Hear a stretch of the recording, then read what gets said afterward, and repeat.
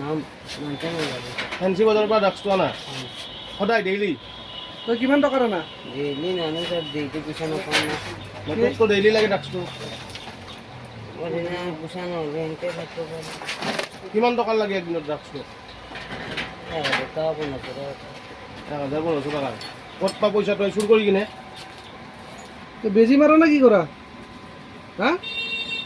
এইটো কি চুৰি সামগ্ৰী নেকি এইটো মই শুনা মতে তাৰমানে এজন ল'ৰাই ইয়াতে বোলে বিক্ৰী কৰিছিল মানে চুৰি সামগ্ৰী আল্টিমেটলি আপুনি কি হয় তেওঁ কি হয় যিজনে কিনিছে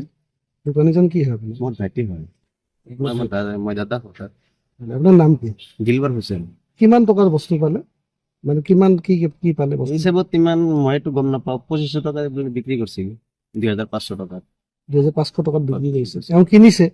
কিনিছিল আপোনাৰ ঘৰ ক'ত মোৰ আপোনাৰ মাজগুমি আপোনাৰ নামটো দিলবাৰ হুছেইন আপোনাৰ পেছাত কি হয় আপুনি এডভোকেট হয় মই আপোনাৰ ভাইটি মোৰ ভাইটি হয় টেম্পুৰ মালিক কি নাম তাৰ জহিৰ আলম প্ৰত্যেকবাৰে আপুনি বোলে বচাই আগে তেওঁ এই বেয়া কাম কৰাৰ পিছত ধৰা পৰিব নাই এনেকুৱাতো হেৰি আগতে একবাৰমান এনেকুৱা হৈছিল কিন্তু তেতিয়া মই এডভোকেট হোৱা নাছিলো না অভিযোগ আপুনি হেনো তাক মানে প্ৰত্যেকটো ক্ষেত্ৰতে আপুনি বচাই আপুনি নাই অপৰাধীক আপোনালোকে ৰক্ষণাবেক্ষণ দিয়াৰ কাৰণে আপোনালোকে শপত খাই লৈছে নেকি না না আপোনালোকে ধৰক আপোনালোকে এডভোকেট আমি বুজিছো কিন্তু যিহেতুকে পুলিচে আহি ইয়াতে তদন্ত কৰি থকা সময়তে আপুনি উপস্থিত হৈছে ডেট মিনছ কি আপোনালোকে শপত খাই লৈছে নেকি যে এওঁলোকে অপৰাধ কৰিলে আপোনালোকে বস্তুৰ কাৰণে মই তাৰমানে এইফালে যাই আছো তাৰমানে মই গুৱাহাটীত যাই আছো গপকৈ পুলিচৰ গাড়ী ইয়াত দেখিছো সেইকাৰণে মই কি হৈছে আচ্ছা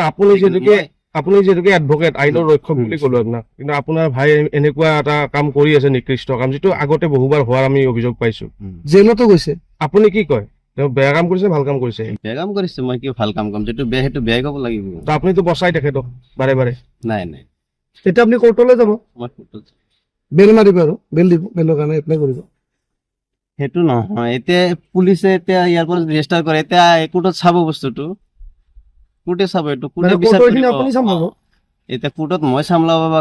যিকোনো উকিল আছে কামে উকিলৰ সেইবিলাক বস্তু কামে উকিলৰ